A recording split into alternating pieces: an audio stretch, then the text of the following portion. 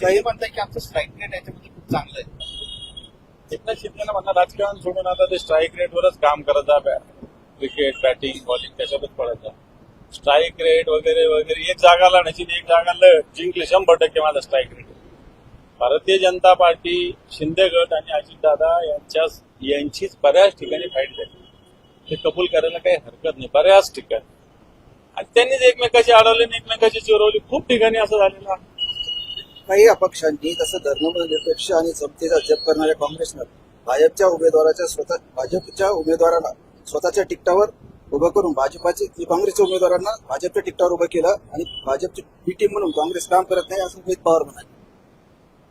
माझ्याकडे असं काही माझ्या कानावर नाही, परंतु अशोकराव चव्हाणांनी काही लोक अशा पद्धतीनं नांदेडमध्ये उभं केल्याची माहिती माझ्याकडे आहे. या ज्या निवडणुकांचा निकाल लागले याचे परिणाम महानगरपालिका निवडणुकांवर होऊ शकतात. महानगरपालिका निवडणूक या मोठ्या आहेत. नगरपालिका निवडणूक या काही नगरपालिका 15,000 मतदारांच्या आहे, काही 25,000च्या आहे, काही 35,000च्या आहे, काही 40,000च्या आहे, काही 27,000च्या आहे. परंतु महानगरपालिकेचे एक प्रभागच 50,000, 60,000, 70,000, 80,000चे, 90,000चे. त्याच्यामुळं मला असं वाटतं मतदारांची संख्या प्रभागामध्ये महानगरपालिकेमध्ये मोठ्या प्रमाणावर आहे.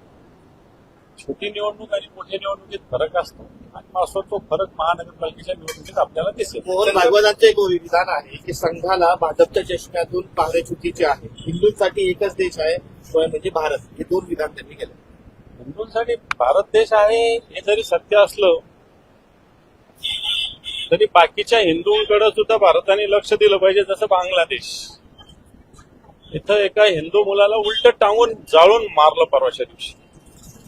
जर आपला हिंदू राष्ट्र आपण म्हणतो किंवा हिंदूंचा देश म्हणतो तर या हिंदू पंतप्रधानांनी मला असं वाटतं याच्यामध्ये इंटरफेअर केलं पाहिजे. एक आणि भारतीय जनता पार्टी संघाचा चष्मा आणि भारतीय जनता पार्टीचा चष्मा हे सरसंघचा एवढा मोठा नाही आहे. सरसंघ चालकावर बोलणं मला योग्य वाटत नाही. परंतु संघ भारतीय जनता पार्टी सोडून कोणाचा प्रचार कधी केला तुम्ही बघितला?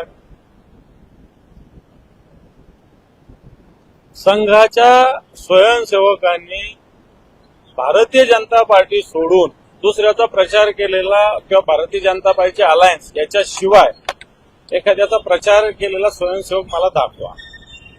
आणि खरं तर या वक्तव्याच्या माध्यमातून मला हेच म्हणणं आहे, मी सुद्धा संघाशी संबंधित राहिलेलो आहे, अजूनही आहे, याचा अभिमान आहे मला.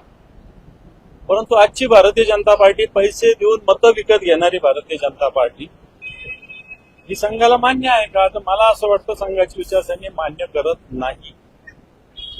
फक्त या विषयाचा सुद्धा विचार संघ परिवार होण्याची आवश्यकता आहे. नितीन गडकरी असं म्हटले की आगामी महापालिका निवडणुकीत विकासाच्या नावावर आपण केलेल्या कामाच्या नावावर मतं मागा, कुणाला दारू पाजू नका, इलेक्शन मॅनेजमेंट करू नका, भाड्यातील लोक आणू नका.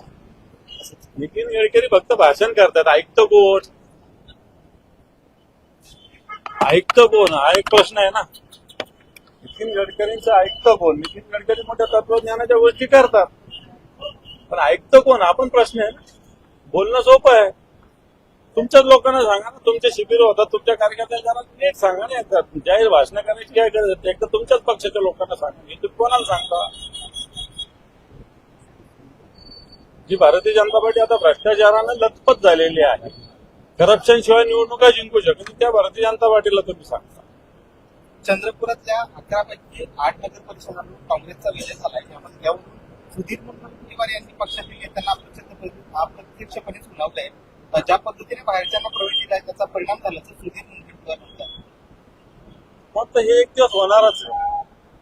कारण हे माझं घर असताना माझ्या घरात येऊन दुसरे जो घुसून राहायला लागले तर मला थोडस अस्वस्थ म्हणा, असुरक्षित वाटायला लागतं.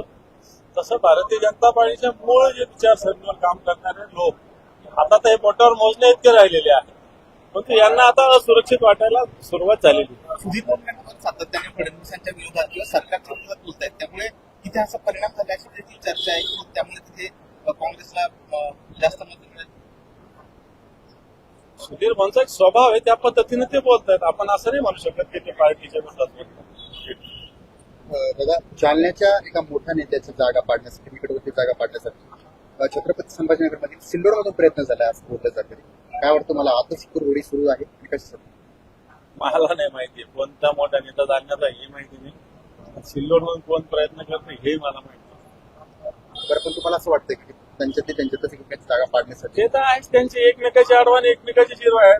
जालन्यामध्ये भारतीय जनता पार्टीचे कोरंट्याल आणि शिवसेनेचे अर्जुन खोपटर म्हणजे शिंदे गटाचे हे एकमेकाविषयी काय काय बोलतात, किती चांगल्या शब्दात बोलतात तुम्हाला माहिती आहे.